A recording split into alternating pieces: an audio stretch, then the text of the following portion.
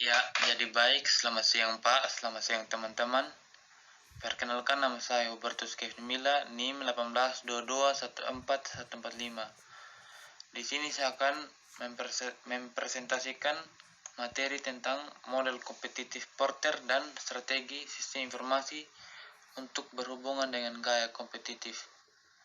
Nah, tanpa membuang waktu lagi, kita akan memasuki materinya.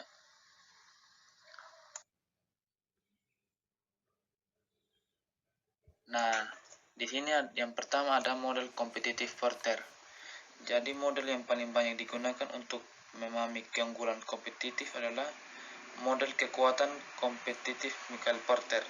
Jadi model ini memberikan pandangan umum tentang perusahaan, pesaingnya, dan lingkungan perusahaan. Nah, di dalam model ini terdapat 5 kekuatan kompetitif yang membentuk nasib perusahaan.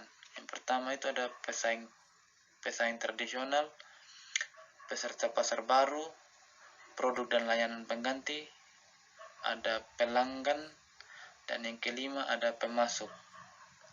Nah, mari kita membahas satu-satu tentang model kompetitif Porter ini.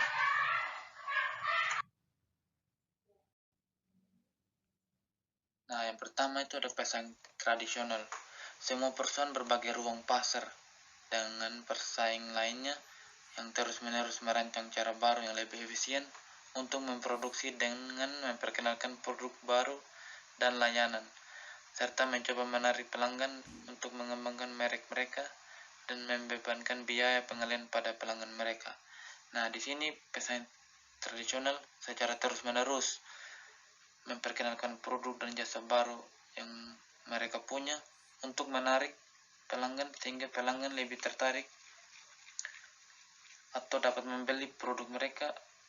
Dengan adanya produk dan jasa yang baru, mereka lebih dapat mampu bersaing dengan perusahaan lainnya. Dengan demikian, semakin bertambah perusahaan dan dengan adanya ide-ide baru yang membuat perusahaan lebih maju, berkembang, dan meningkatkan mutu serta kualitas perusahaan, maka konsumen akan lebih tertarik karena perusahaan bisa memberikan kepuasan tersendiri kepada mereka.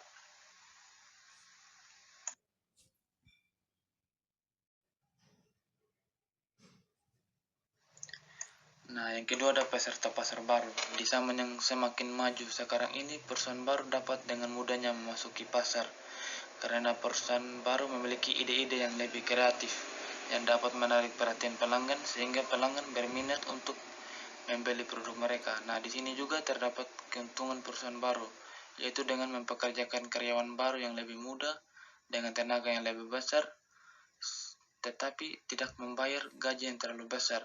Nah, keuntungan lainnya yang didapatkan oleh perusahaan baru yaitu dapat hadir dengan merek yang baru yang dapat menarik konsumen sehingga konsumen lebih tertarik tidak seperti pesaing tradisional yang lama yang harus terbebani dengan merek lama yang usang dan tidak fresh sehingga para konsumen kurang tertarik lagi untuk membelinya. Nah, di dalam perusahaan baru juga terdapat kerugian yang dialaminya, yaitu dengan membangun pabrik baru sehingga perusahaan harus memerlukan dana yang lebih besar untuk membeli mesin karena perusahaan harus membeli peralatan baru yang lebih bagus sehingga peralatan tersebut yang berharga mahal, jadi perusahaan harus bergantung pada pendanaan dari luar. Karena memakai tenaga kerja yang mudah, maka perusahaan memiliki angkatan kerja yang kurang berpengalaman. Dan karena perusahaan memiliki merek baru, maka perusahaan belum memiliki pelanggan tetap. Karena jika memakai merek lama, otomatis perusahaan tersebut sudah mempunyai pelanggan tetap. Seperti contohnya cukup mudah untuk memulai bisnis kafe dengan membuat sebuah usaha warnet karena memulai usaha warnet memerlukan dana yang lebih besar dan alat yang lebih rumit dan memerlukan orang-orang yang mengerti komputer, sedangkan jika memulai usaha kafe hanya memerlukan koki dan tidak membutuhkan dana yang terlalu besar.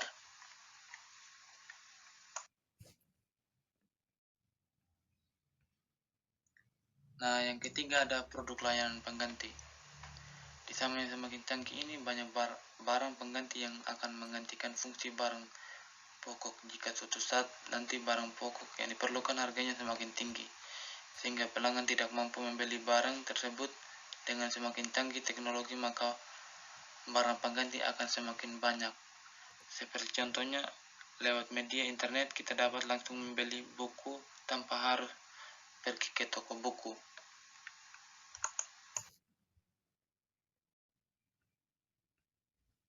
Nah, yang keempat ada pelanggan.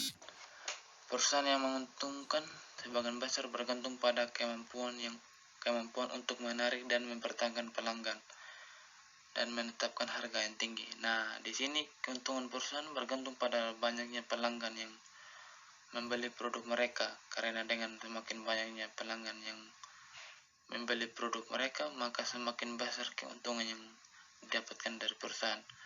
Untuk menarik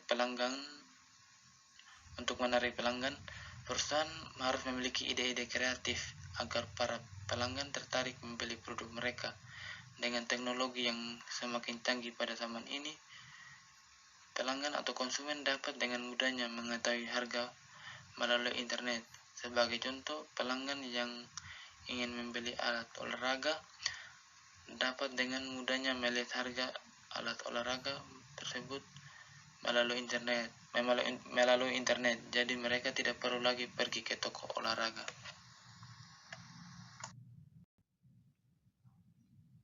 Nah, yang kelima ada pemasok. Kekuatan para pemasok berdampak signifikan pada keuntungan perusahaan, terutama ketika perusahaan tidak dapat menaikkan harga secepat pemasok. Pemasok berbeda dengan yang dimiliki suatu perusahaan. Semakin besar kontrol yang dapat ia lakukan terhadap pemasok dalam hal harga, kualitas, dan jadwal pengiriman. Nah, dalam hal ini pemasok berdampak besar bagi perusahaan, karena dengan adanya banyak pemasok yang dimiliki perusahaan, maka semakin besar kendali yang dapat dia jalankan perusahaan atas pemasok, seperti dalam bentuk harga, kualitas, dan jadwal pengiriman. Sebagai contoh, usaha restoran seafood hampir selalu memiliki pemasok komponen utama seperti seafood segar yang setiap hari harus dipasok dari berbagai daerah.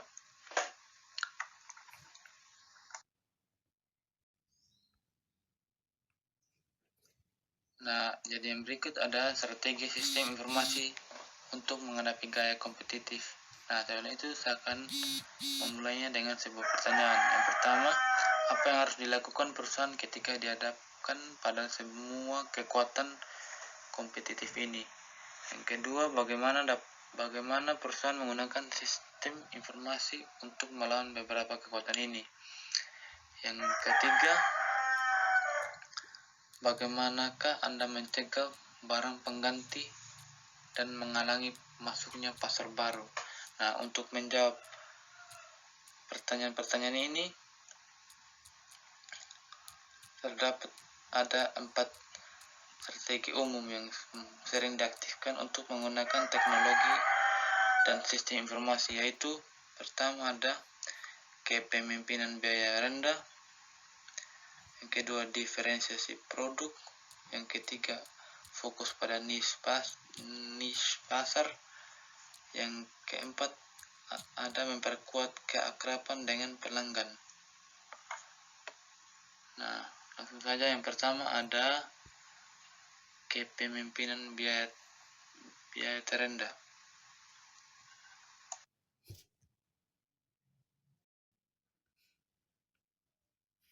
Yang pertama ada kepemimpinan berbiaya rendah.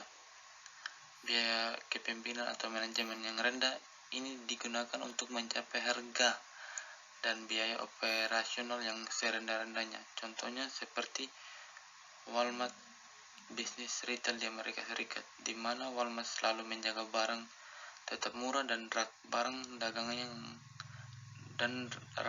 dagangan yang tetap terisi dengan menggunakan sistem ulang berkelanjutan.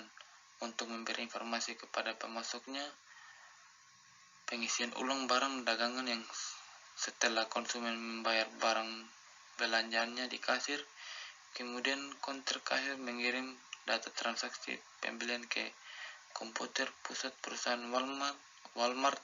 Dengan adanya sistem ini, Walmart tidak perlu lagi mengeluarkan banyak uang untuk memelihara gudang penyimpanan barang berkapasitas besar. Contoh ini merupakan sistem tanggapan pelanggan yang efisien karena secara langsung menghubungkan antara konsumen kepada distribusi dan produksi serta rantai persediaannya.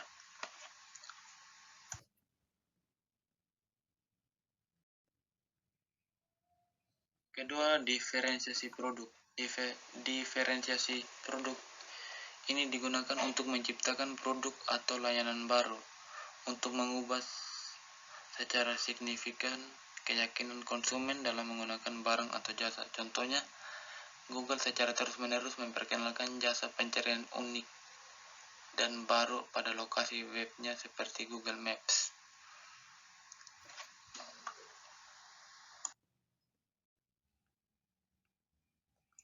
Yang ketiga, fokus pada niche pasar. Fokus pada niche pasar menggunakan sistem informasi memungkinkan fokus pada pasar secara spesifik dan menargetkan pasar lebih baik dari pesaing. Sistem informasi mendukung strategi dalam memproduksi dan meneliti data untuk penjualan yang dibuat oleh pemasaran. Contohnya, perusahaan dengan menggunakan sistem informasi untuk meneliti pola pembelian dan pilihan sehingga mereka secara efisien membuat iklan ke target pasar jauh lebih kecil dari yang lainnya.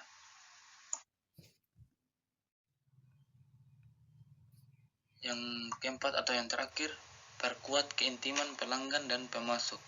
Nah, memperkuat keakraban dengan pelanggan ini merupakan salah satu mempererat hubungan dengan para penyalur dan mengembangkan keakraban. Seperti contohnya, ketika kita atau konsumen berbelanja di Indomaret, maka pelayanan atau penjaga toko Indomaret tersebut akan menyapa kita, "Selamat datang Kak, selamat berbelanja di Indomaret." Nah, ini merupakan salah satu strategi yang digunakan Indomaret untuk memperkuat keakraban atau mempererat hubungan dengan pelanggan atau konsumen. Nah, sekian dari hasil presentasi saya. Terima kasih.